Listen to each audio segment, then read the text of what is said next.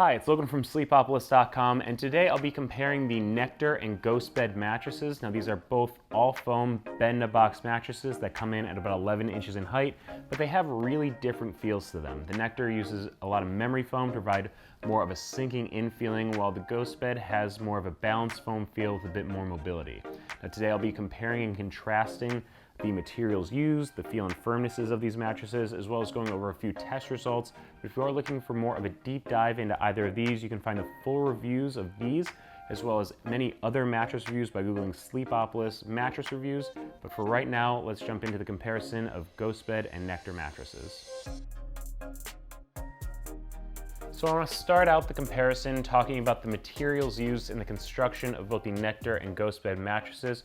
So we'll start with the Nectar, which is an all-foam mattress made of 3 different layers, and it stands 11 inches in height.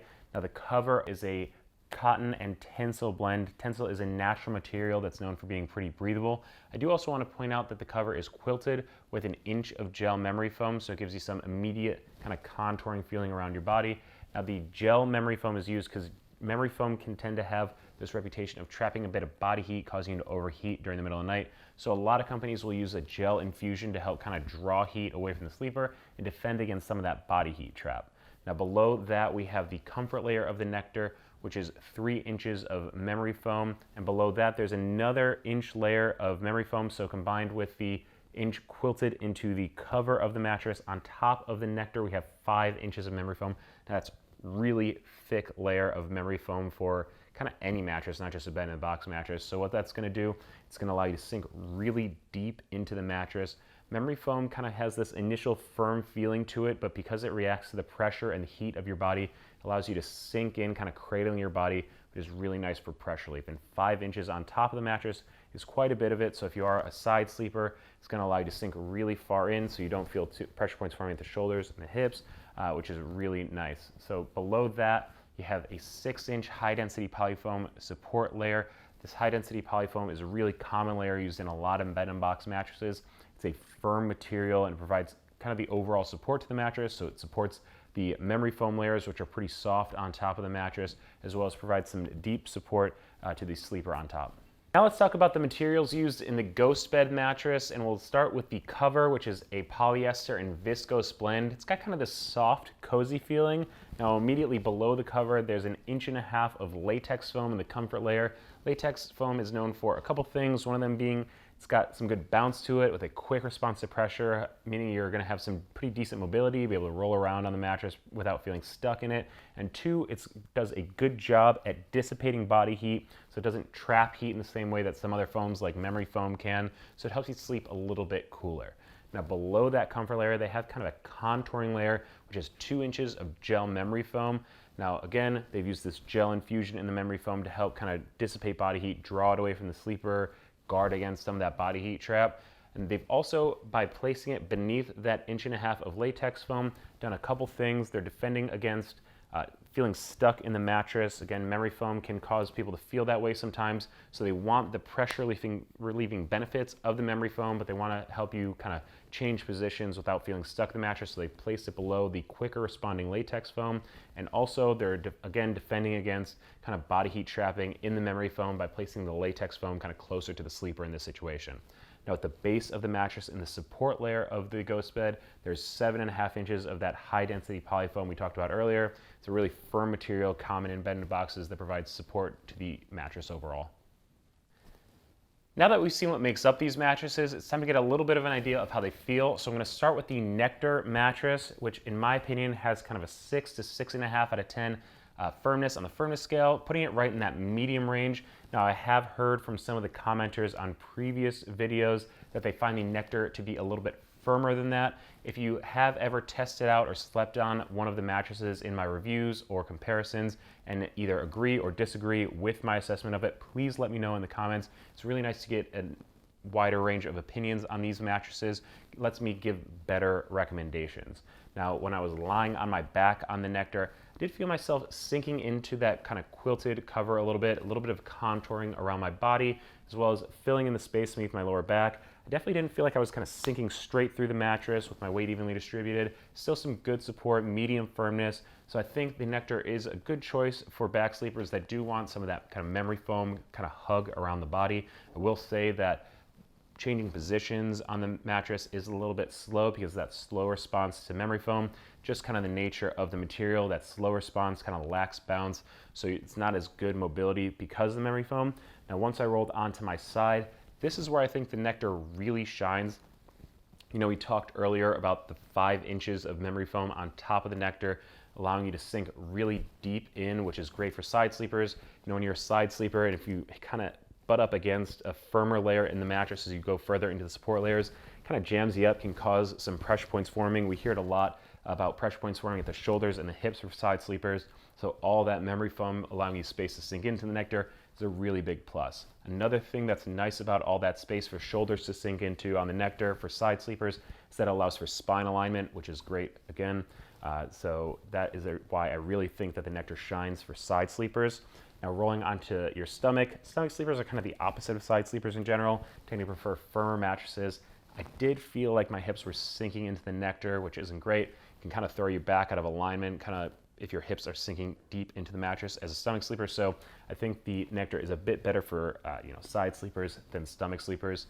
I do want to point out that the Nectar made my list for best memory foam mattresses. And if you do want to check out the full list, I'm going to put the link in the description below. Next up, let's talk about the feel of the GhostBed mattress, which has kind of a balanced foam feel to it. In my opinion, the firmness in that 6.5 to 7 out of 10 range, so just a little bit firmer than the Nectar mattress. It has that latex over memory foam construction we talked about earlier, and you'll see that in other bend-a-box mattresses, such as the Casper and the Lisa mattresses, because it takes advantage of the cooling and bounce of the latex with the deeper pressure relief of the memory foam layer. Now, as I was lying on my back, I did feel more on top of the mattress on the GhostBed than on the Nectar. Did think it was keeping my spine line in a good position, but I didn't get that same sinking in feeling on the GhostBed, didn't get the kind of memory foam filling in the space beneath my lower back, and definitely didn't get the same hug around my body as I did on the Nectar mattress. Now again, I felt more on top of the mattress. That latex foam provides good mobility, so I was able to change positions. Didn't get that same kind of stuck or trapped feeling in the layers. As I rolled onto my side, again, I do feel that the Nectar is a bit softer than the GhostBed. GhostBed a little bit on the firmer side, nothing too crazy, so I did feel like I was able to sink in a little bit. Once you push through the latex foam a little bit, you get the softer kind of contouring, pressure relieving feel of the memory foam below it. Now it's not going to have the same plush feeling that the Nectar does, so if you are really strict side sleeper looking for that plush feeling of sinking into the mattress, the Nectar is probably the play over the GhostBed in that situation. But if you are a backside combo sleeper, I think the Nectar will be a comfortable mattress for you. As I rolled onto my stomach, I did feel like the GhostBed was doing a pretty good job of supporting my hips and keeping my spine line in a good position.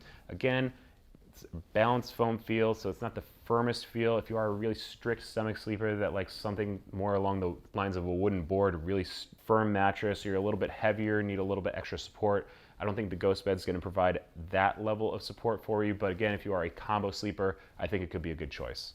Now, a big part of what it feels like to lie on any mattress is how far you're going to sink into it. So on every mattress that I review, I set up the Sinkage test, in which I use 4 balls of varying sizes, weights, and densities to simulate different body parts and check to see how far into the mattress they sink. Now I use a 6-pound medicine ball filled with sand to simulate kind of a lighter body part, and on both the Nectar and GhostBed mattresses, it only sinks in about 1 inch. So on the Nectar, you're still only kind of interacting with the top of that quilted memory foam, the top memory foam layer there. On the GhostBed, you're really only interacting with that kind of bouncy latex in this situation. Now then I use a 10-pound steel ball, densest ball used during this test. See a little bit more sinkage, about 2 inches on the Nectar, sinking into that comfort layer of memory foam, and then a little bit less than 2 inches on the GhostBed mattress. So you're still kind of really only interacting with that latex layer, maybe a little bit into that gel memory foam kind of contouring layer below that. With the 50-pound medicine ball filled with sand, which is the next one up, assuming it's kind of a heavier body part, now you're starting to look at what it's going to be like for your shoulders, your hips, heavier portions of your body. On the GhostBed mattress, sinking in a little under 4 inches, so you're getting kind of through the latex foam and the gel memory foam layer, starting to feel the high support of that high density polyfoam layer below that. On the Nectar mattress, you're sinking in about 3.5 inches. You're, again, kind of really only getting into those memory foam layers. You're going to feel some kind of cradling support. That's good pressure relief there.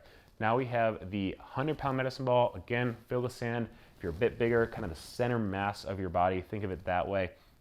You're going to see a bit more sinkage on the Nectar, where you're seeing 6 inches of sinkage. So you're going through the 5 inches of memory foam there, starting to interact with that firm, high-density polyfoam base for support. And on the GhostBed mattress, we see about 5.5 inches of sinkage. So again, getting into that firm support of the high-density polyfoam below that. So you're probably going to feel both these mattresses a little bit firmer if you are a little bit heavier, because you're getting through those softer layers on top, interacting with that firm high-density polyfoam base. Now, I do want to make a quick note that the Nectar's slow responsive pressure from all of that memory foam on top means that it's going to have low bounce. So even though the kind of sinkages of both mattresses do seem pretty close, you are going to feel kind of more in the Nectar, because you're going to have a little bit more effort in trying to change positions as compared to the GhostBed, which has that quicker response from the latex foam on top. So you're going to feel a little bit more on top of it. Now, I do want to point out that GhostBed does offer another model in its mattress line. This one's called the GhostBed Lux. Has more of a plush luxury feel to it, with sinkage that's more in line with the Nectar mattress than with the original GhostBed. Now, the GhostBed Lux uses materials that are really focused on cooling the mattress down. So in multiple layers, it uses gel memory foams as well as phase change material to help to draw heat away from the sleeper. Now, I do want to point out that the GhostBed Lux is a little bit more expensive than either the GhostBed or the Nectar, with a queen size version coming in at $1,475. And one last note on the GhostBed Lux is that it did make my list for best cooling mattress. And if you're interested in checking out that video, I'll link it to it in a card at the top of this video, as well as in the description below. Now, I just want to give you a little bit of basic information about the Nectar and GhostBed mattresses. They both offer trial periods, with the Nectar offering a 365-day trial period and the GhostBed offering a 101-night trial period. Now, the industry standard is about 100 days, so the GhostBed's pretty much right on that industry standard, or that average for bed-in-a-box mattresses, and the Nectar provides a really long trial period for the industry. Now, the warranties for these mattresses are a kind of this forever warranty. For the Nectar, you're going to want to check out what that actually covers on their website. And the GhostBed offers a 20-year warranty, the industry standard being about 10 years. So both of these mattresses are offering really long warranties, proving that they're kind of built to last. Now, they both offer free shipping. They both arrive compressed in a box. The Nectar does come in at a little bit less expensive, with a queen size version costing $699, whereas the queen size version of the GhostBed comes in at $795. Now, I really like both the Nectar and GhostBed mattresses. I think they each provide their own advantages for different types of sleepers. I'd recommend the Nectar for someone who's looking for that classic memory foam feel, who really wants to sink into their mattress, feel kind of hug around their body. I would also recommend it to side sleepers. We talked a bit before about the 5 inches of memory foam on top of the mattress really being a plus for side sleepers, allowing them to sink into the mattress to avoid those pressure points, as well as provide some good spine alignment in that position. Now, I would recommend the GhostBed for combo sleepers. That latex on top of the mattress provides some decent bounce to it, some good mobility, so you won't feel stuck. You can change positions really easily. There's that kind of general medium firmness to the mattress, providing decent support and pressure relief in multiple positions. I would also say that the GhostBed would be good for someone who's worried about overheating during the middle of the night. If you are a bit of a sweaty sleeper, something like that, the latex and the gel memory foam do a good job of dispersing body heat throughout the night to help you sleep a bit cooler.